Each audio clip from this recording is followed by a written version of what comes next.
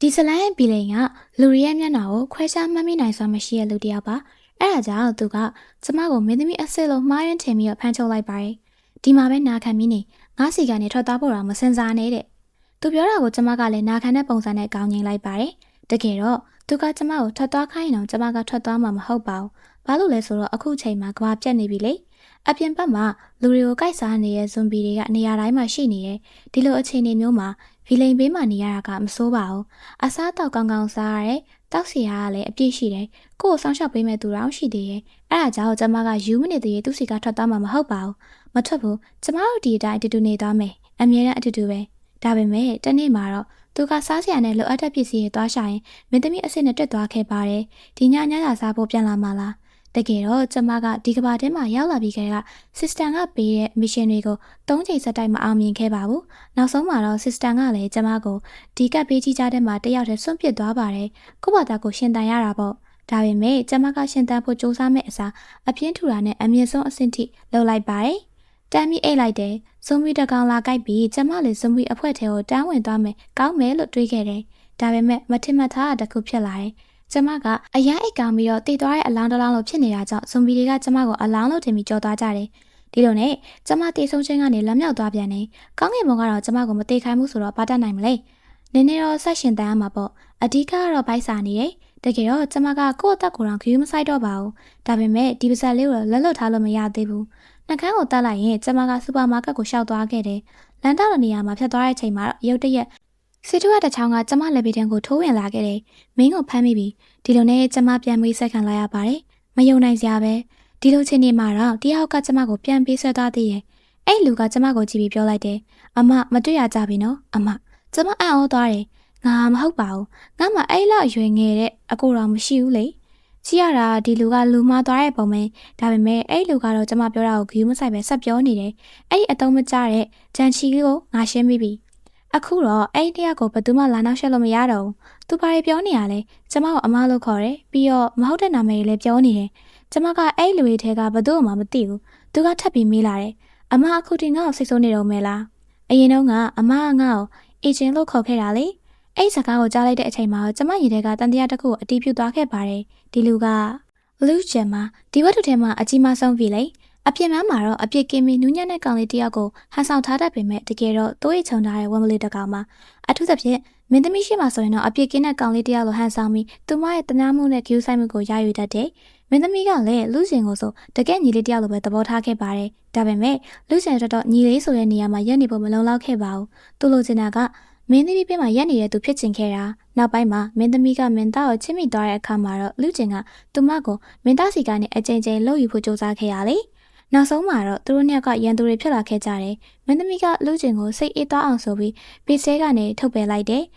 မင်းသမီးအပြင်ထွက်ပြီးစားစရာတွေရှာနေတဲ့အချိန်ကိုအခွင့်ကောင်းယူပြီးတော့သူမကိုဖမ်းပြီးချုပ်ထားလိုက်တယ်ဒါပေမဲ့သူဖမ်းရမယ့်လူကမင်းသမီးအစ်စ်လေဒါဆိုဘာကြောင့်ကျမကိုလာဖမ်းထားရလဲသူကလူမဖမ်းမိရလားဒါမှမဟုတ်ဒီအဖြစ်ဖြစ်နောက်ွယ်မှာတခြားအကြောင်းပြချက်ရှိနေသေးရလားလူချင်းကကျမကိုမင်းသမီးစစ်လို့မှားထင်ပြီးတော့ဖမ်းသွားရသေးချပါပြီသူကကျမကိုကြည့်ပြီးပြောတယ်အမအခုထိချင်းရှိုမမေ့နိုင်သေးရလားငါသိရဲ့ဒါပေမဲ့သူ့ကိုထပ်တွေ့ဖို့တော့မစင်စားနဲ့ရေ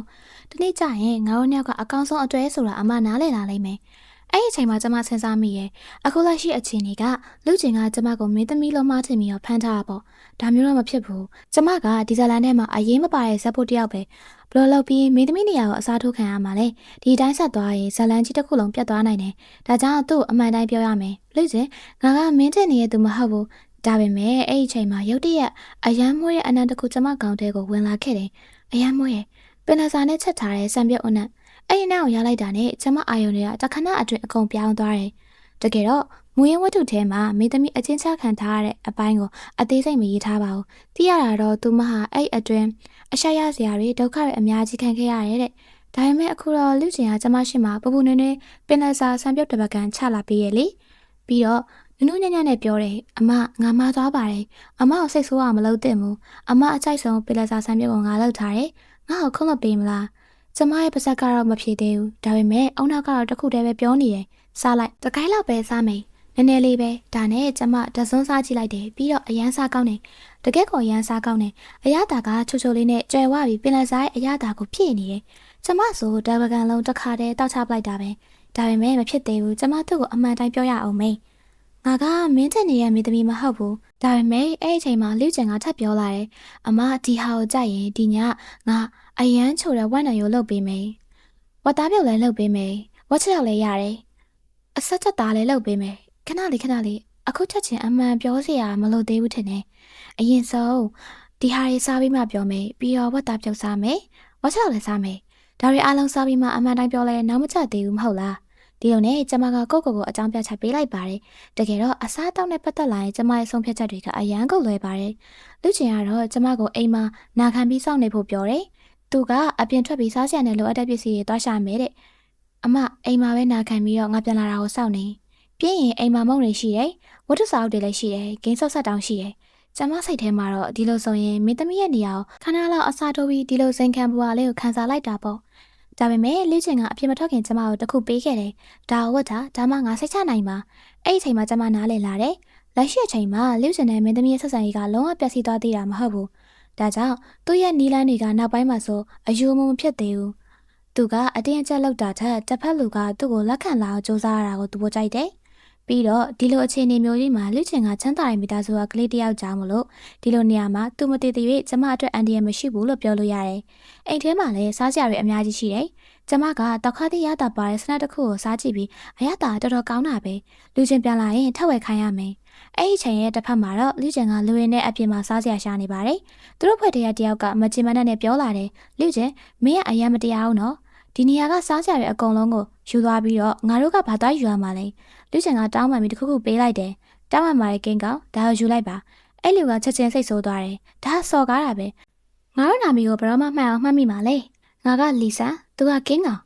်လူချင်းကလည်းအေးဆေးပဲတောင်းပန်ပါရဲ့လီဆန်အဲ့နောက်တယောက်ကထပ်ပြောတယ်ငါကချမ်းမစ်စီအဲ့ချိန်မှာတော့အားလုံးကနားလည်သွားပြီးလူချင်းမှာမျက်နှာခွဲခြားမှတ်မိနိုင်စွာမရှိဘူးပဲ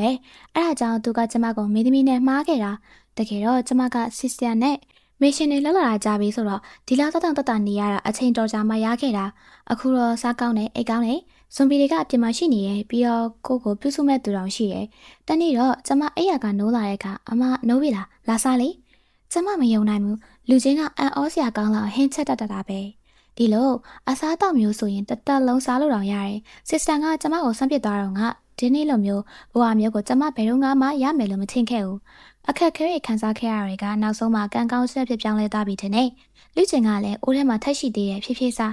အဲ့ဒီအချိန်မှာကျမစိတ်ထဲမှာတော့ဒီလိုကဘယ်လိုလုပ်ပြီးဘီလိဖြစ်နိုင်မှာလဲဒါကငါဘဝမှာအကောင်းဆုံးအိမ်မက်တစ်ခုပဲလို့ပို့တူနေတယ်ကျမတော်တော်လေးစားမိသွားတဲ့တဲ့နေ့လူချင်းကတော့ပြုံးပြီးအမဝါလာမှပဲငါစိတ်ချမ်းသာမှာဒါပေမဲ့ဒီချိန်မှာနောက်ထပ်ပြဿနာတစ်ခုရှိနေတယ်အိမ်ကြီးကအရန်ကျယ်တယ်ဒါပေမဲ့အဲ့ရကတစ်လုံးတည်းပဲရှိတယ်တို့ငါတို့အတူတူမအိတ်တာလဲကျမကတော့ချက်ချင်းအဲ့ဒါကမကောင်းမလားကျမပါဇက်ကလည်းတကယ်ပြောချင်ရပြောနေပြီအစားကလည်းအရန်ကြီးပြီးအုံနောက်ကလည်းတိတ်အလုံးမလုံးတော့ဘူးသူကကြည့်ရတာနူးညံ့ပြီးကျင်နာတတ်တဲ့ပုံစံပေမဲ့သူကယောက်ျားတစ်ယောက်ပဲလေပြီးတော့ feeling တစ်ယောက်ဒီညတော့သတိထားမှဖြစ်မယ်ဒါပေမဲ့ညအိတ်ခါနေမှာလူချင်းကရုတ်တရက်ကျမကိုဖတ်လိုက်တယ်အမအရင်တုန်းကလည်းငါတို့ဒီလိုမျိုးအတူအိတ်ခဲ့ကြတာလေအမကငါ့ကိုဒီလိုဖတ်ပြီးအိတ်ပြောအောင်ကြောပုတ်ပေးခဲ့တယ်ပုံမြင်နေလည်းပြောပြခဲ့တယ်အမတပည့်အားလုံးကိုမေ့သွားပြီလားကျမစိတ်ထဲမှာတော့မေ့တာမဟုတ်ဘူးဘာလို့လဲဆိုတော့အဲ့အမတ်တရားတွေကကျမဘယ်တော့မှမရှိခဲ့ပါဘူးပြီးတော့ကျမကလည်းအဲ့အမအစ်မဟုတ်ဘူးလေလူချင်းနဲ့အတူနေခဲ့တဲ့ရက်တွေကြာလာတဲ့အမျှကျမကဒီလိုအခြေအနေထဲမှာရောက်နေရဆိုတာကိုတော့မေ့လို့နေပါဖြစ်လာတယ်သူသာအပြင်ထွက်ပြီးပစ္စည်းရှာဖို့မသွားရင်အစားအသောက်ကောင်းကောင်းစားမယ်ရေကောင်းကောင်းတောက်မယ်အဲ့ရထဲမှာပဲနေမယ်အပြင်ကဇွန်ဘီတွေကတော့ကျမနဲ့ဘာမှမဆိုင်တယ်လို့ပဲတနေ့မှလူချင်းအပြစ်ထွက်ခါနေကျမကိုပြောတယ်အမဒီမှာပဲနာခံပြီးငါပြန်လာတာကိုစောင့်နေငါပြန်လာတဲ့အထိအပြင်မထွက်နဲ့သူထွက်သွားပြီးတိတ်မကြခင်ပါပဲကျမအိပ်ပျော်သွားတယ်တင်းရင်တို့လာတော့နည်းနည်းထပ်အိပ်လိုက်အောင်မယ်ဒါပေမဲ့ရုတ်တရက်မဖြစ်ဘူးငါသူ့ကိုသွားခဲ့ရမယ်ကျမဘာကြောင့်ရုတ်တရက်ထပြီးပြေးဖို့လောက်တာလဲဆိုတော့ကားတစ်စီးကကျမရဲ့ဆက်ချစ်ဘက်ကိုမောင်းလာတာကိုတွေ့လိုက်ရတယ်အဲ့ဒီကားထဲမှာရှိရတဲ့သူကမင်းသမီးအစ်စ်ပါကျမစိတ်ထဲမှာတော့အနည်းဆုံးငါ့ကိုအစားအသောက်လေးစားပြီးမှသွားခိုင်းပါလားငါအရင်စားချင်နေတဲ့ဟင်းချက်နီးရှစ်မျိုးလုံးမစားရသေးဘူးအိမ်မက်ထဲမှာတော့အဲ့အစားအစာတွေကြောင့်မို့တရေကြနေခဲ့တာအခုတော့အားလုံးပျောက်သွားပြီအဲ့နောက်မှာတော့မထင်မှတ်ပဲတယောက်ကိုတွေ့လိုက်တယ်အဲ့ကောင်မလေးကဘဲကရောက်လာတာလဲငိုနေတာတော့အရန်လာတာပဲဒီလိုနဲ့ကျမရဲ့ခံစားချက်တွေကတစ်ခုပြီးတစ်ခုရောထွေးကုန်နေဝမ်းသာမှုဝမ်းနည်းမှုစိုးရိမ်မှုကြောက်ရွံ့မှုဒါတွေအကုန်လုံးပေါ့အားလုံးကိုတစ်ခါတည်းခံစားနေရတော့နောက်ဆုံးမှာတော့ကျမလောဘကိုပင်ပန်းသွားတယ်သူဆိုတော့အဲ့လိုက်တာပဲကောင်းပါတယ်အဲ့ဒီညမှာကျမကအိမ်မက်ထဲမှာစက်ပေါင်တောင်လိုက်စားနေခဲ့တာလေစက်ပေါင်ကြီးမပြေးနဲ့ အဲ့ဒီအချိန်မှာအမငါပြန်လာပြီလူချင်းရောက်လာတာဒီနေ့အရန်ပင်ပန်းနဲ့လက်တောင်ထိခိုက်လာတယ်ကျမသူ့ကိုကြည့်ပြီးငါအဝတ်အစားပေါ်မှာလက်မတုပ်နဲ့နော်သူကတော့မျက်နှာလေးလှုပ်ပြီးတော့အမငါဒဏ်ရာရထားတာလေကျမလည်းသူ့လက်ကိုကြည့်လိုက်တယ်ဟာဒဏ်ရာတော်တော်ကိုကြီးရပဲမင်းကမကြည့်ပေးရင်မကြခင်ပြောင်းကောင်းပေးလာတော့မှလူချင်းကရုတ်တရက်မေးလာတယ်အမဒီနေ့ငါသူနဲ့တွေ့ခဲ့လဲသိချင်လားကျမကတော့တန်းပြောလိုက်တယ်မသိချင်ဘူး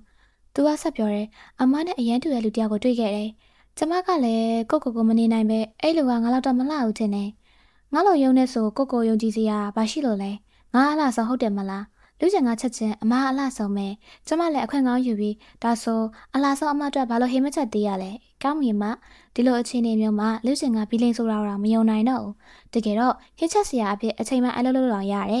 ်ဒါပေမဲ့အဲ့အချိန်မှာကျမသိလိုက်တယ်ကြီးမားတဲ့အရာတစ်ခုဖြစ်တော့မယ်ရုတ်တရက်ဒီနေရာကမကြခင်ဆုံးပြီးအုတ်ကြီးနဲ့ပြေတော့မယ်လေ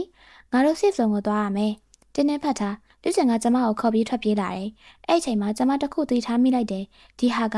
မင်းသမီးရဲ့ healing ability ပဲလူချင်ကမင်းသမီးနဲ့ ability ကိုကူးယူပြီးကျမဘောကမှအသုံးချနေတာဒါဆိုသူသိနေပြီဆိုတာသိကြတယ်ကျမကမင်းသမီးမဟုတ်ဘူးဆိုတာကိုသူသိနေတယ်ဒါပေမဲ့ဘာကြောင့်ကျမကိုဖော်ထုတ်တာလဲအကြောင်းရင်းကိုမသိပေမဲ့ကျမလည်းသူနဲ့အတူဒီအတိုင်းဟန်ဆောင်နေလို့ရတာပဲအမနေလို့ကောင်းပြီလားအခုကောင်းပြီအဲ့နောက်သူကကျမကိုတခဏလောက်ဖတ်ထားခြင်းတယ်လို့ပြောတယ်ခဏလေးပဲလို့သူပြောလာခဲ့တယ်ကျမကိုဘလောက်ကြာဖတ်ထားလဲမသိတော့ဘူးကျမတော့သူ့ရဲ့ရင်ခွင်ထဲမှာအိပ်ပျော်သွားတယ်လေအဲ့ဒီအချိန်မှာသူကထွက်ခါနေအရင်လှုပ်အောင်ငါခဏနေပြန်လာခဲ့မယ်နာခံမီးနေဒါပေမဲ့ကျမမသိသေးတာကတစ်ဖက်မှာမင်းသမီးအစ်စ်ကလူချင်အကြောင်းကိုအကုန်သိနေပြီသူကလူချင်ကိုပြောတယ်ဒါဆိုမင်းခေါ်ချင်တဲ့လူကသူပဲလားနောက်တစ်ခါသူနဲ့တွေ့တော့ငါတို့ page ကိုပြန်လာဖို့ပြောခဲ့တယ်ဒါပေမဲ့သူကတယောက်နဲ့ကိစ္စရှိသေးတယ်လို့ပြောခဲ့တယ်ဒါဆိုအဲ့လူကမင်းပေါ့မင်းသမီးကကျမကိုကြည့်ပြီးတကယ်ကိုသိနေတယ်ကျမကမင်းသမီးမဟုတ်တာကိုလည်းသူသိနေတယ်ဒါပေမဲ့ကျမဘာမှမရှိဘူးဒါဆိုလူချင်ကဘာလို့ကျမပေါ်ကောင်းနေရတာလဲဘာကြောင့်ဒီလောက် view ဆိုင်ပေးနေရတာလဲအကြောင်းပြချက်ကဘာလဲအဲ့ချိန်မှာမင်းသမီးကကျမရဲ့ super power ကိုစမ်းကြည့်ဖို့ပြောတယ်မင်းရဲ့ super power ကိုစမ်းကြည့်ချင်လားကျမမှာ super power ရှိတယ်မင်းခန္ဓာကိုယ်ထဲမှာ ability လှုပ်ရှားမှုတွေရှိနေတယ်။ဒါပေမဲ့အခုချိန်မှာပိတ်ထားတယ်လို့ဖြစ်နေတယ်။မင်းကအရင်ကတည်းက super power ကိုမသုံးဘူးထင်တယ်။ကျမကလည်းမတိမတာဆက်လှုပ်ရှားသွားတယ်။ဒါဆိုဘယ်လိုဆိုင်ရမလဲ။ငါနဲ့လိုက်ခဲ့။ကိုယ်ခန္ဓာကိုယ်ဖြည့်လျှော့ထား။ကိုယ်အတွင်းမှာစစ်စစ်နေတဲ့စွမ်းအားတွေကိုခန်းစားကြည့်။အလင်းမလုံးနဲ့ဖြည့်လို့ကျမမျက်လုံးတွေကိုမိတ်ပြီးအာရုံစိုက်လိုက်တယ်။တခုထွက်လာရမယ်။လာပြီ။ကျမရဲ့ super power ပေါ်လာပြီ။မိတောင်းနဲ့စွမ်းအားကြီး ability တခုမဟုတ်ဘူး။အေးခဲစင်နေတာလည်းမဟုတ်ဘူး။လျှက်စီးပစ်တာလည်းမဟုတ်ဘူး။ကျမရှိမှပေါ်လာတာကမိဖို့ကြောင်ဓာတ်သုံးတစ်ချောင်းအလုံးတိတ်ဆိတ်သွားတယ်ပြီးတော့ဟာမိဖို့ကြောင်ဓာတ်သုံးနဲ့လားဒီစူပါပါဝါကဘာသုံးဝင်ပါလဲလူတွေကရဲကြတယ်ဒါကအရင်အားနေတာပဲကျမတော်နည်းနည်းရှက်သွားတယ်ဒါပေမဲ့အဲ့ဓာတ်ကိုကြည့်ပြီးကိုအားပေးလိုက်တယ်နာမည်ကြီးကဗျာဆရာပြောခဲ့တယ်လို့ပဲကိုဖူးဘလောက်ကောင်ကမိဖို့ကြောင်သုံးဓာတ်ကိုတော့ကြားရတယ်ဒီဓာတ်ကိုရှော့မတက်နဲ့ဒါကမိဖို့ကြောင်သုံးတာမှန်တာမဟုတ်ဘူးတစ်ဖက်ကတော့မယုံကြည်သေးဘူးမိဖို့ကြောင်သုံးတာပဲလေဘာတွေဟန်ဆောင်နေရလဲဒါကအားနေလို့နေကျမကတော့မကျင်တဲ့ပဲမတိနားလေသူတွေမင်းတို့ကမျိုးချောင်တုံးဓာတ်ကိုကြီးမြတ်မှုကိုနားမလဲကြဘူးပြီးတော့ဓာတ်ကိုမျှပြလိုက်တယ်ကြည့်ဒါပါလေမျိုးချောင်တုံးဓာတ်တခြားဘာများထူးလို့လဲကျမကတော့အလေးနဲ့ထားပြီးပြောလိုက်တယ်လက်ချက်ချီရနဲ့တိတာတယ်ဒါကမျိုးချောင်တုံးတာမန်တာမဟုတ်ဘူးဒီထဲမှာအဆုံးမရှိတဲ့စွမ်းအားတွေဖုံးကွယ်ထားတဲ့စိတ်ရည်မှာဆိုရင်ရန်သူကိုအဆုံးသတ်ပေးနိုင်တဲ့အနိုင်မခံမျိုးချောင်တုံးဓာတ်ပဲအဲ့ဒီအချိန်မှာတရားကကျမကိုလိုက်ပြောပေးရဲဟုတ်တယ်မင်းပြောတာလုံးဝမှန်တယ်ဒါကအနိုင်မခံမျိုးချောင်တုံးဓာတ်ပဲဒါပေမဲ့ကျမရဲ့စိတ်ထဲမှာတော့စူပါပါဝါအကြောင်းထက်ပိုအရေးကြီးတာတခုရှိနေရင်ဒါဆိုအခုစားလို့ရပြီလားတကယ်တော့လေ့ကျင့်ကအဲ့ရနိုးလာပြီးကျမမရှိတာကိုသိတဲ့အချိန်မှာတော့အရင်ဆုံးစားကြရအများကြီးချက်ထားပြီးတယ်ပြီးမှကျမကိုလာရှာတာအဲ့အချိန်မှာကျမရဲ့အာယုံထဲမှာတော့ဖိုက်စားရဲတွားမယ်အစားအစာရှိတဲ့နေရာကိုကျမချက်ချင်းပြေးသွားခဲ့တယ်ဒါပေမဲ့ကျမစိတ်ထဲမှာတော့မေခွန်းတစ်ခုကဆက်ရှိနေတော့မယ်လေ့ကျင့်ကကျမမင်းသမီးမဟုတ်ဘူးဆိုတာကိုသိရသားနဲ့အပြင်မှာထက်ရှာပရင်မင်းသမီးအစ်စ်နဲ့တွေ့ခဲ့ပြီဆိုတာသိနေတဲ့သားနဲ့ဒါဆိုဘာကြောင့်ကျမကိုအမလို့ခေါ်နေသေးရလဲဘာကြောင့်ကျမကိုဒီလောက်ဂီယူဆိုင်နေရတာလဲဒီလိုမှကျမကိုသဘောကျနေအကြောင်းပြချက်များရှိနေရလားအတူတူရှိနေခဲ့တဲ့အချိန်တွေကြာလာတဲ့အမျှကျမရဲ့ဆွဆောင်မှုကြောင့်သူစိတ်ပြပြောင်းသွားတာလားမင်းသမီးကိုမကြိုက်တော့ပဲကျမကိုပဲသဘောကျသွားတာများလား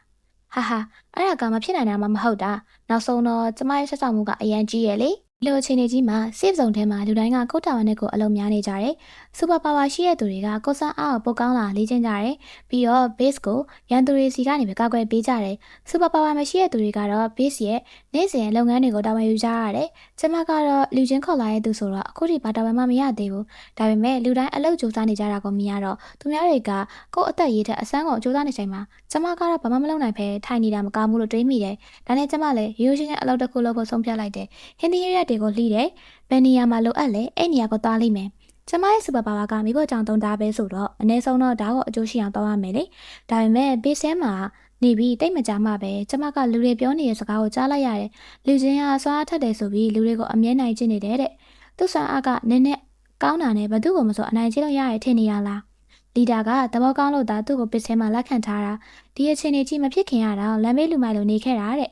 ဒီလိုစီကဘာရင်ကျေးမှုကိုမျှော်လင့်နေရမှာလဲတယောက်ကတော့ချက်ချင်းတားလိုက်တယ်မင်းမပြောနေရလဲကောလဟာလာတွေမဖြတ်နဲ့ဒါပေမဲ့ဒီချိန်မှာပဲလူတယောက်ကကျမဖက်ကိုလှည့်ကြည့်လာတယ်မင်းကလူချင်းခေါ်လာတဲ့မိန်းကလေးမလားတော်တော်တနာစရာပဲအလုံးသိရဲ့လူချင်းကလီဒါယူနဲ့နောက်လိုက်တယောက်ပဲမင်းကတော့အများဆုံးဆိုရင်သူ့ရဲ့အစားထိုးပဲဖြစ်မှာပေါ့ပြီးတော့သူကကျမကိုလှည့်ပြီးညီမလေးငါနဲ့လိုက်ခဲ့ပါလားငါနဲ့သာတူရှိရင်မင်းကငါအပေါ်ကိုတစ္ဆာရှိမယ်လို့ကတိပေးတယ်ကျမကတော့မျက်နှာပြတ်သွားတယ်ဟမ်ဒါပေမဲ့ပြဿနာကဒီလောက်နဲ့မပြီးသေးဘူးတစ်ဖက်မှာတော့လူချင်းကိုရန်စားရတဲ့သူတွေပေါ်လာတယ်မင်းတို့နှစ်ယောက်ကတကယ်လိုက်ဖက်တယ်နော်နှစ်ယောက်စလုံးကရန်ပစ်တာနဲ့လူတွေကိုအနိုင်ကျင့်ကြတာပဲသိတယ်ငါတို့ကမင်းတို့ကိုကြောက်မယ်ထင်နေရလားအချင်းတွေကချက်ချင်းရံမွေးဖြစ်တော့မဲ့ပုံပဲဒီချိန်တွေမှာ base ရဲ့စီကထိသိတဲ့သူတွေရောက်လာတယ် base ထဲမှာရံပြစ်ခွင့်မရှိဘူးမင်းတို့ဘာလုပ်နေရလဲ ability ကိုချက်ချင်းသိဒါပေမဲ့လူတွေကဆက်ပြီးပြောနေကြတယ်မင်းတို့သိလားလူချင်းကဘသူ့အတွက်တိုက်ခိုက်နေရလဲ leader ယူအတွက်တယောက်ကတော့မထိန်နိုင်မယ်ဟမ်တနာစရာကောင်းလိုက်တာလို့ပြောလိုက်တယ်အဲ့အချိန်မှာတော့ကျမနားလေသွားတယ်လူချင်းနဲ့ leader ယူကြားထဲမှာပုံမှန်ဆက်ဆံရေးမဟုတ်ဘူးလူချင်းအသက်15နှစ်အရွယ်တုန်းကမင်းသမီးသူ့ကိုခေါ်ယူပြီးတော့ဘဝအသစ်တစ်ခုပေးခဲ့တာဒါကြောင့်မလို့ယူအတွက်လူချင်းကအရန်ကိုရေးကြီးတယ်တယောက်ကယူကိုစော်ကားရင်လူချင်းကဝင်ပြီးတော့ကောက်ွယ်ပေးတာတဘာဝပါပဲဒါဟာအခြေရေးဖြစ်ချင်မှဖြစ်မယ်ဒါပေမဲ့မိသားစုလိုတန်ရုံးဆိုရင်တော့ရှိနေမှသိကြတယ်ဒါကြောင့်လူတွေပြောနေတယ်လို့အစားထိုးဆိုတာမျိုးမဟုတ်ဘူးပြီးတော့လူချင်းကိုတနာစရာကောင်းတယ်လို့လည်းကျမမချင်ဘူးသူကကျမကိုမင်းသမီးရဲ့အစားထိုးအဖြစ်ပဲသဘောထားနေတာလားဒါမှမဟုတ်တကယ်ပဲကျမကိုသဘောကျနေရလားအဲ့ဒါကိုတော့ကျမကိုယ်တိုင်သိနိုင်ပါတယ်လူတယောက်မိနာကိုနင်းနေကပ်နေရင်အဲ့မိကပူလာအေးလားဆိုတာကိုယ်တိုင်ခံစားလို့ရရင်မလားအဲ့ဒီအချိန်မှာလူချင်းရောက်လာရင်အမကျမကလည်းသူ့ကိုကြည့်ပြီးဒီနေ့ရန်ဖြစ်ခဲ့တာမလားဘာဖြစ်တာလဲလူချင်းကပြန်ပြောတယ်သူကမကောင်းတာတွေပြောလို့ပါကျမကမေးလိုက်တယ်ယူကြမကောင်းတာပြောလို့လားမဟုတ်ဘူးသူနဲ့ဘာမှမဆိုင်ဘူးသူကိစ္စကိုယ်တိုင်ကြိုက်တွယ်လိုက်မယ်ငါဝယ်မဆက်ဖက်ဘူးကျမကောင်းငိမ့်လိုက်တယ်ပြီးတော့လူချင်းငါပိုက်စားတယ်ဒီနေ့မင်းတော်တော်မစင်မချင်လောက်တာပဲသူ့ကိုဘာလို့တတ်လိုက်တာလဲအဲ့လူကဝန်ချိုဆိုတဲ့လူပါဝန်ချိုက base ထဲမှာအစောပိုင်းကတည်းကရောက်လာတဲ့ super power အသုံးပြုသူတွေထဲကတယောက်ဖြစ်ပြီး base မှာလည်းဩဇာအာဏာတော်တော်ကြီးပါတယ်လူချင်းနဲ့ရန်ဖြစ်ပြီးရဲ့နောက်ဒဏ်ရာရသွားပြီးရဲ့နောက် UC ကိုဆေးကုဖို့ပို့လိုက်တယ်ဒါပေမဲ့ယူရောက်လာတဲ့ချိန်မှာတော့ဝန်ချိုကဆုံးနေပြီယူကလူချင်းကိုကြည့်ပြီးပြောတယ်ဒီစစ်စုံကိုငါတိဆောက်ခဲ့တာကလူတိုင်းကိုကောက်ကွယ်ပေးဖို့ပါဒါပေမဲ့မင်းကလူတယောက်ကိုတတ်လိုက်တယ်အခုစစ်စုံကကိုယ်တိုင်မကောက်ကွယ်နိုင်တော့ဘူးငါမင်းကိုဒီနေရာကိုခေါ်လာခဲ့တာမှားသွားပြီထင်တယ်လူချင်းကတော့တိတ်တိတ်လေးနားထောင်နေရဲ့သူ့ကိုဘေးစဲကလူတွေအလုံးဒီဘက်ကထွက်သွားစေချင်နေကြတဲ့ပုံပဲနောက်ဆုံးမှသူကပြောလိုက်တယ်အလုံးကငါ့ကိုဒီကနေထွက်သွားစေချင်တာမလားကောင်းပြီငါထွက်သွားမယ်ဒါပေမဲ့ကျမဘက်ကိုလှည့်ကြည့်ပြီးတော့ပြောတယ်ဒီဝမ်ရှာကတော့ဒီမှာနေရမယ်ကျမကတော့ချက်ချင်းပြပြောလိုက်တယ်မင်းပဲတော်တော်ငါလိုက်မယ်လူချင်းကကျမကိုကြည့်ပြီးတော့နူးနူးညံ့ညံ့ပြောတယ်နာခံမမင်းဒီမှာနေမင်းလုံချုံမှာကျမကတော့ခေါင်းခါလိုက်တယ်မနေဘူးငါမင်းနဲ့လိုက်ခဲ့မယ်ဒီအချိန်မှာယူကကျမတို့နှစ်ယောက်လုံးကိုကြည့်ပြီးတော့ဆုံးဖြတ်လိုက်တယ်နှစ်ယောက်လုံးဒီမှာနေလို့ရတယ်ဒါပေမဲ့လူကျဲမင်းကိုစောင့်ကြည့်ထားရမယ်ဒီလိုနဲ့လူကျင်ကိုဘေစ်ကစောင့်ကြည့်မှုအောက်မှာထားလိုက်တယ်ကျမကတော့သူ့ကိုတိုက်ရိုက်တွေ့ခွင့်မရတော့ဘူးဒါကြောင့်သူ့အကြောင်းကိုပဲတိတ်တိတ်လေးစုံစမ်းရတော့တယ်ဒါပေမဲ့လူကျင်ကဝန်ချိုတက်ခဲ့ရဆိုတာမယုံဘူးတခုခုတော့မှားနေပြီတေချာတာကဒီရဖြစ်ဖြစ်နောက်မှာအခြားအကြောင်းအရာတစ်ခုခုရှိနေတယ်ဒါကြောင့်ဘေစ်ကစားတော့ဆိုင်ရာအမျိုးသမီးနဲ့စကားပြောချိဖို့ဆုံးဖြတ်လိုက်တယ်သူကကျမနဲ့ဆက်ဆံရေးကောင်းတယ်ပြီးတော့သူ့သားရှာမင်းကလည်းဝန်ချိုရဲ့တငယ်ချင်းဖြစ်တယ်လေဒါကြောင့်ဝန်ချိုလူချင်းနဲ့ရန်ဖြစ်တဲ့အခါဘာဖြစ်ခဲ့လဲဆိုတာသူသိနိုင်လောက်တယ်ကျမမေးလိုက်တယ်ဝန်ချိုကလူချင်းနဲ့ရန်ဖြစ်တဲ့အချိန်မှာဘယ်လိုမျိုးလဲအဲ့အချိန်မှာတော့အဆင်ပြေနေတယ်ဒါပေမဲ့လူချင်းကတခြားနည်းလမ်းတစ်ခုခုတုံးခဲ့တာလားဘယ်သူသိမလဲမဟုတ်ရင်ဘာကြောင့်ရုတ်တရက်တည်သွားမှာလဲကျမကလည်းမေးခွန်းထပ်မေးလိုက်တယ်တခြားအကြောင်းတော့မဖြစ်နိုင်ဘူးလားသူကချက်ချင်းပြန်ပြောတယ်တခြားဘာကြောင့်ရှိလို့လဲသူ့အလားကို cold storage ထဲမှာငါကိုယ်တိုင်တည်သွားခဲ့တာအဲ့စကားကိုကျမကြောက်ကျမဆုံးဖြတ်လိုက်တယ်ဒါဆိုကျမတို့အလောင်းကိုတားကြည့်ဖို့ခေါ်သားပေးပါလားသူကနည်းနည်းစိုးရင်သူတို့ပြောတယ်မင်းကလူကျင်တဲ့ရင်းနှီးတာငါသိရဲ့ဒါပေမဲ့ဒီလူကတခုခုတော့ထူးဆန်းနေတယ်သူကတခြားသူတွေ ability ကိုတော့ကိုယူနိုင်တယ်ဝမ်ချိုကိုမတော်တဆတတ်မိတာပဲဖြစ်မယ်ဒါကတေချာတယ်ဒါပေမဲ့ကျမကတော့မယုံသေးဘူးဘာပဲဖြစ်ဖြစ်ကျမကိုတစ်ခါတော့တားကြည့်ခွင့်ပေးပါနောက်ဆုံးတော့သူကသဘောတူလိုက်တယ်လေကောင်းပြီတားကြည့်ကြမယ်ဒါပေမဲ့အဲ့ဒီထဲကိုရောက်တဲ့အချိန်မှာတော့ရုတ်တရက်ဇွန်မီတကောင်ပေါ်လာတယ်ကျမရဲ့လေ့ကျင့်ထားရတဲ့အခုမှအသုံးဝင်တော့တယ်ဒါတစ်ချက်တည်းနဲ့လှိလိုက်ရုံနဲ့တာမန်ဇွန်မီတကောင်ကိုချက်ချင်းရှင်းပြနိုင်ခဲ့တယ်ဒါပေမဲ့စိတ်ထဲမှာမေးခွန်းတစ်ခုပေါ်လာခဲ့တယ်ဘေးထဲမှာဇွန်မီတွေကဘယ်လိုလုပ်ပြီးရှိနေရလဲပြီးတော့ကျမရုတ်တရက်ရက်သွားတယ်ရှိမှရှိနေအလောင်းကိုကြည့်လိုက်တော့ခဏဒါကဝါချုံမဟုတ်ဘူးလားကျမဝန်ချိုအလောင်းကိုကြည့်လိုက်တဲ့အခါမှာတခုခုမမှန်ဘူးဆိုတာကိုချက်ချင်းသိလိုက်တယ်။အလောင်းကရုတ်တရက်လှုပ်လာတယ်ပြီးတော့ဇွန်မီတကောင်ဖြစ်သွားတယ်။ကျမချက်ချင်းဓာတ်ကိုယူပြီးတော့ခုတ်လိုက်တယ်။အဲ့ဒီအချိန်မှာမိဖို့ကြောင့်တုံးဓာတ်ကတကယ်သုံးဝင်တာပဲဆိုတာကိုသိလိုက်ရတယ်။ကျမစိတ်ထဲမှာမိခွန်းတစ်ခုပေါ်လာတယ်။ဝန်ချိုကဇွန်မီဖြစ်သွားတာလား။ဒီအချိန်မှာအဖြေကိုနားလည်သွားတယ်။လူတစ်ယောက်ကဇွန်မီဖြစ်ဖို့အတွက်တည်ပြီးမှကိုက်ခံရတာမဟုတ်ဘူး။သူအသက်ရှင်နေတော့ကဇွန်မီကိုက်ခံထားရရင်နောက်ဆုံးမှဇွန်မီဖြစ်ပြောင်းသွားနိုင်တယ်။ဒါဆိုဝန်ချိုကလူချင်းနဲ့ရန်ဖြစ်ပြီးတည်သွားတာမဟုတ်ဘူးသူကစုံမီကိုက်ခံထားလို့တည်သွားတာအဲ့အတွက်လူချင်းကအပြစ်မရှိဘူးသူ့ကိုအပြစ်ပုံချထားတာပဲကျမချက်ချင်းပြန်သွားပြီးတော့လူချင်းကိုလှပ်ပေးဖို့ပြောလိုက်တယ်အခုလူချင်းကိုလှပ်ပေးလို့ရပြီမလားဒါပေမဲ့သူတို့ကချက်ချင်းသဘောမတူဘူးမရသေးဘူးဘာလို့လဲသူကဘစ်ထဲမှာမရှိဘူးပြန်လာမှမင်းသူ့ကိုတွေ့လို့ရမယ်ကျမအံ့ဩသွားတယ်လူချင်းမမလဲကျမအမှန်တရားကိုသိချင်တယ်သူတို့ကကျမကိုကြည့်ပြီးပြောတယ်မင်းကတကယ်ကိုထက်မြက်တာပဲပြီးတော့ဟိုမှာသူ့ကိုတွေ့လာကျမအဝေးကိုကြည့်လိုက်တယ်အဲ့ညမှာလူချင်းရှိနေတယ်ဒါပေမဲ့သူဘာလုပ်နေရလဲအဲ့အချိန်မှာကျမသိလိုက်ရတယ်။ဇိုမီဗိုင်းရပ်စ်အတွက်ကုသဆေးကိုတီထွင်နေတယ်။အခုဆိုရင်နောက်ဆုံးစစ်မဲကျန်တော့တယ်။ကုသဆေးမကြခင်မှာပြီးတော့မယ်။ဒါပေမဲ့တစ်ဖက်မှာတော့ base part လည်းမှာဇွန်ဘီတွေအုပ်လိုက်ဆုလာကြတယ်။သူတို့ကကုသဆေးထွက်တော့မယ်ဆိုတာကိုသိနေတယ်လို့ပဲ။ဒါကြောင့် base ကိုအင်အားအပြည့်နဲ့ဝင်လာကြတယ်။အဲ့အချိန်မှာလူတယောက်ကပြောတယ်။သူတို့ကိုခဏတားဖို့လိုတယ်။တယောက်ကအပြစ်မှာနေပြီးတော့ဇွန်ဘီတွေကိုတားထားရမယ်။ကျမကချက်ချင်းမိလိုက်တယ်။ဒါဆိုဘာလို့ ability ကိုသုံးနိုင်တဲ့သူတွေအားလုံးအတူတူမသွားကြရလဲ။ဘာလို့လူချင်းတယောက်တည်းဇွန်ဘီတွေအားလုံးကြားမှာထားခဲ့ရတာလဲ။မင်းတို့အားလုံးယူနေရလား။သူတည်သွားလိုက်မယ်။သူတို့ကတော့အေးဆေးပဲပြန်ပြောတယ်။လူချင်းအရန်တန်ပါတယ်။သူစင်ပြေမှာပါ။ဆေးကုသဆေးရလည်းမကြခင်ပြီးတော့မယ်လေ။ဒါကြောင့်ကျမကြားတဲ့စကားလုံးတွေကငါအခုမသိရှင်သေးဘူးတောင်းမှပါတယ်။ဇွန်ဘီတွေကိုထပ်မမြင်ချင်တော့ဘူး။နည်းနည်းလေးပဲအချိန်ဆွဲထားရင်ရပြီ။လူချင်းတစ်လောက်ထင်နေလုံလောက်တယ်။ကျမဒေါသထွက်သွားတယ်။သူတို့ကကိုယ့်အသက်အတွက်ကာကွယ်ဖို့အတွက်လူချင်းကိုတယောက်တည်းဆွန့်ပစ်ခဲ့ကြတာပဲ။တယောက်ကကျမကိုတားလိုက်တယ်မသွားနဲ့။လူချင်းကမင်းကိုမသွားချင်ဖို့အတူပြောထားတယ်။မင်းဒီမှာပဲနေ။ဒါကသူ့အတွက်ငါတို့ပေးထားတဲ့ဂရိပဲ။ကျမကတော့သူတို့ကိုကြည့်ပြီးမင်းတို့ကဒီမှာတီမာကြောက်လို့မသွားချင်မယ်ဟုတ်တယ်မလား။ကောင်းပြီကျမလည်းတီမာကြောက်တယ်။တကယ်တော့ကျမအရန်ကိုကြောက်တဲ့သူပါ။မင်းတို့ရဲ့ mission တွေကို၃ချိန်တောင်မအောင်မြင်ခဲ့ဘူး။ System တော့ကျမကိုဆွန့်ပစ်သွားခဲ့တယ်။ဒီကဘာထဲမှာကျမတယောက်တည်းကြံခဲ့တာ။အဲ့ဒီချိန်တုန်းကကျမတေဖို့အတွက်အဆင်သင့်ဖြစ်နေခဲ့တာဒါပေမဲ့လူချင်းကကျမကိုကယ်ခဲ့တယ်သူသာမကယ်ခဲ့ရင်ကျမအရင်ကတည်းကတေးသွားပြီးသားဖြစ်နေမှာအခုတော့သူကဇွန်ဘီရဲ့အုပ်လိုက်ကြားထဲမှာတယောက်တည်းဖြစ်နေရလေသူလည်းကြောက်နေမှာပဲအဲအကြောင်းကျမသွားရမယ်ကျမမှာဘာစားမှမရှိသလောက်ဖြစ်နေရင်တော့ကျမရဲ့မိဖို့ကြောင့်တုံးတာတစ်ချောင်းရှိနေရင်တော့သူ့ကိုသွားခဲ့ရမယ်ကျမဇွန်ဘီကြားထဲကိုပြေးဝင်သွားတယ်နောက်ဆုံးမှလူချင်းကိုတွေ့လိုက်တယ်သူကကျမကိုမြင်တာနဲ့မင်းဒီကိုဘာလာလောက်တာလဲပြန်သွားငါမင်းကမလာဖို့ပြောထားရမလားကျမကတော့သူ့စီကိုရှောက်ရှောက်သွားတယ်လူချင်းကုသဆေးမကြခင်ပြီးတော့မယ်ဒီခါငါတို့အတူတူရှင်တန်ကြမယ်လူချင်းကကျမကိုကြည့်ပြီးတိတ်ဆိတ်သွားတယ်ပြီးတော့သူကပြောတယ်ငါမင်းကိုပြန်ပို့ပေးမယ်မင်းအသက်ရှင်ရမယ်ဒီကဘာကြီးဘလောက်လှလဲဆိုတာမင်းကိုယ်တိုင်သွားကြည့်ရမယ်ကျမခေါင်းခါလိုက်တယ်လူချင်းမင်းမရှိရင်ဒီလိုလှပရဲ့ကဘာကြီးကငါ့အတွက်အတိတ်ပဲမရှိဘူးမင်းတည်သွားရင်ငါလောက်ခက်သမျှအားလုံးကအတိတ်ပဲမရှိတော့ဘူးလူချင်းကတော့ဘာမှမပြောဘဲကျမကိုကြည့်နေတယ်သူ့မျက်လုံးထဲမှာတခုရှိနေတယ်ဝမ်းနေတာလားကြောက်တာလားဒါမှမဟုတ်ကျမကိုမခွဲချင်တာလားအဲ့ချိန်မှာရုတ်တရက်ကျမတတိယသွားတယ်။မူရင်းဆက်ညွှန်းရဲ့နောက်ဆုံးဆမျက်နှာမှာစာရေးသူရေးထားခဲ့စာသားတွေကိုဘာပဲဖြစ်ဖြစ်ကျမကလူချင်းကိုကြည့်လိုက်တယ်။သူကလည်းကျမကိုကြည့်နေတယ်။ပြီးတော့ကျမရင်ထဲမှာတော့ဒီလူကိုမဆုံးရှုံးချင်တော့ဘူးဆိုတဲ့စိတ်တစ်ခုတည်းပဲကြံတော့တယ်။မကြည့်နဲ့အခုငါရုပ်ဆိုးနေတယ်။လူချင်းကတိတ်တိတ်လေးပြန်ပြောတယ်။မဆိုးပါဘူး။မင်းကအရန်ကြည့်ကောင်းတယ်။ဒီအချိန်မှာတော့တစ်ဖက်ကနောက်ဆုံးတော့ဆေးကိုအောင်မြင်စွာတီထွင်နိုင်ခဲ့ပြီ။ဒါပေမဲ့ကျမရဲ့ခန္ဓာကိုယ်ကတော့အရန်ကိုနာကျင်နေပြီ။နှလုံးဖွင့်ကြည့်လိုက်တော့ငါမသိသေးဘူး။ဒါဘယ်လိုဖြစ်နိုင်မှာလဲ။ကျမပထမဆုံးမိခွန်းကတော့လူချင်းအောင်သူအသက်ရှင်နေသေးလား။ဒီချိန်မှာ sister ရဲ့အတန်ကိုကြားလိုက်ရတယ်။ host mission အောင်မြင်သွားပါပြီ။မင်းကဘီလိန်ကိုကဘာကြီးဖြတ်စည်းမဲ့အရာကနေတားလိုက်နိုင်ခဲ့ပြီ။အဲ့ဒီချိန်ကြီးကလည်းအဆုံးသတ်သွားပါပြီ။ဒါကမင်းရဲ့ဆုလက်ပါ။ကျမအံ့ဩသွားတယ်။ဒါဆိုကျမက mission ကိုအောင်မြင်သွားလား။မတော်တဆနဲ့ပဲကျမ mission ကိုအောင်မြင်အောင်လုပ်နိုင်ခဲ့ပါတယ်။ဒါပေမဲ့လူချင်းရောကျမ sister ကိုမေးလိုက်တယ်လူချင်းရော စစ်စတန်ကတိတ်ဆိတ်သွားပြီးမှပြန်ပြောပါတယ်တောင်းပန်ပါတယ်ငါရဲ့စွမ်းအားကလူတစ်ယောက်တည်းကိုပဲကဲနိုင်တာပါအဲ့စကားကိုကြားလိုက်တဲ့အခါမှာကျမရင်ထဲမှာခုခုပြတ်သွားတယ်လို့ခံစားလိုက်ရတယ်တိကျုံမကဲနိုင်ခဲ့ဘူးလား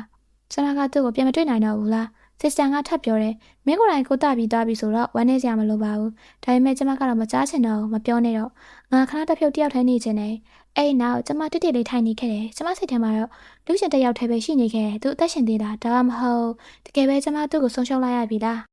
ကျမလူချင်းကိုကယ်နိုင်ခဲ့ပြီလို့မထင်ခဲ့ဘူးစစ်စတန်ကလည်းပြောတယ်သူ့ရဲ့စွမ်းအားကလူတစ်ယောက်ပဲကယ်နိုင်တာတဲ့ကျမအသက်ရှင်လာပြီမဲ့လူချင်းကတိတ်ဆုံးသွားပြီလို့ကျမထင်ခဲ့တယ်ဒါပေမဲ့ကျမမသိရတာတခုရှိတယ်လူချင်းကတိတ်မသွားခဲ့ဘူးသူကသူ့ကိုယ်သူထိမ့်သိမ့်နိုင်လောက်အောင်အစွမ်းထက်တဲ့သူဖြစ်နေခဲ့တာနောက်ဆုံးမှာတော့သူကကျမရှိရဲ့ကဘာထဲကိုတောင်လိုက်လာခဲ့တယ်အမငါညလာစားဖို့ပြန်လာပြီကျမရုတ်တရက်ရက်သွားတယ်အဲ့အတန်မှားစရာမရှိဘူးလက်ချေကျမရှိမှရက်နေရဲ့တကယ်ပဲလူရှင်ပြန်လာခဲ့ပြီဒါပေမဲ့ကျမမသိသေးခဲ့တာကအဲ့လူကကျမနဲ့စားပြင့်ခဲ့တော့ငါလိုမျိုးနှစ်ပေါင်းများစွာရှိနေပြီဆိုတာပဲအရင်တော့ကတခြားကဘာတစ်ခုကလူတစ်ခုစစ်စတန်တွေနဲ့အတူဒီကဘာထဲကိုရောက်လာခဲ့တာကျမကအားလုံးထဲမှာအတုံးဆုံးပဲကျမကသူ့ sister နဲ့စိတ်ထဲကနေတိတ်တိတ်လေးစကားပြောနေတယ်ဟာဒါကငါ့ကိုသဘောကျလာအောင်လုပ်တဲ့နီလာအစ်စ်ပဲဖြစ်မှာပေါ့ငါနားကိုကပ်ပြီးအကြောင်းမျိုးစုံရှာနေရင်ငါ့ကိုပြန်ကောင်းလာအောင်လုပ်ချင်နေရပဲအဲ့ချိန်မှာသူမက sister ကိုမေးတယ် sister ဒါကငါလောက်ရမယ့်တာကလား sister ကတိတ်တိတ်လေးပြန်ပြောတယ်အိုးငါတို့ကမင်းကိုကဘာမှပို့လိုက်တာပဲဒါကမင်းရဲ့တာကမဟုတ်ဘူးအခုတော့မင်းကြိုက်တယ်လို့လုပ်လို့ရတယ်လိမ့်ဆန်ကအဲ့စကားကိုကြားသွားရင်သူ့စိတ်ထဲမှာတော့အတုံးဆုံးမင်းကလေးသူ့ sister ကလည်းသူ့လောက်ပဲအတုံးပဲလူမပို့လာတာမသိဘူးဒီလိုဆိုသူကမိုင်မဲလန်းလို့တည်သွားရင်တော့မထူဆောင်ဒါပေမဲ့ခဏကြာတော့ခဏငါကဘာလို့သူ့ကြောင့်စဉ်းစားနေရလဲအရင်ဆုံးငါဘိုက်ကိုဖြစ်ရမယ်အဲ့နောက်သူမကသူ့နောက်ကိုလိုက်လာတယ်ဘာလို့ငါနောက်ကိုလိုက်နေရလဲငါရမ်းပိုက်စားတယ်စားချင်ကိုယ်တိုင်ဝယ်စားမဲနောက်ဆုံးမှာတော့သူကစားစရာတစ်ခုထုတ်ပေးလိုက်တယ်ဒီမှာအတူတူစားမယ်သူမကတော့အဲ့ချိန်ကလေးကသူ့နောက်ကိုမခွာတော့ဘူးလူချင်းစိတ်ထဲမှာဒီမင်းကလေးကငါ့ကိုကတ်တွင်နေပြီထင်တယ်ငါနောက်လိုက်နေပြီးတော့သူ့ဘက်မှာကောင်းတာဘာမှရမှာမဟုတ်ဘူးဒါပေမဲ့သူမကလူချင်းကိုတဖြည်းဖြည်းတိလာတယ်သူ့ရဲ့ထိကြမှုတွေသူ့ရဲ့အပင်ပန်းခံမှုတွေသူ့ရဲ့တကယ်စိတ်ကိုဒီနေ့မှ